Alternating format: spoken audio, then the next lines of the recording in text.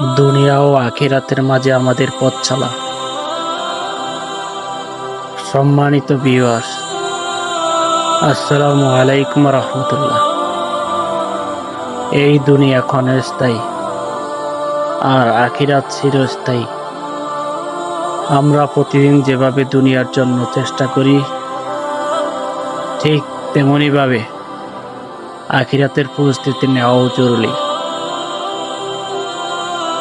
5 ওয়াক্ত নামাজ, সত্য কথা বলা, মানুষের সাথে ভালো ব্যবহার এবং গুনাহ থেকে দূরে থাকা, এগুলি একজন মুমিনের প্রকৃত গুণ। স্মরণ রাখতে হবে, দুনিয়ার সব কিছুর শেষ আছে, কিন্তু আখিরাত চিরস্থায়ী। সেই চিরস্থায়ী জীবনের জন্য প্রস্তুতি নেওয়া একজন মুমিনের প্রধান কর্তব্য। আসুন আমরা আজই ফিরে আসি আল্লাহর দিকে, নিজেরা ভালো হই, অন্যকে ভালো হতে সাহায্য করি, দুনিয়াতে এমন জীবন করি যা আখিরাতে আমাদের মুক্তির কারণ হবে।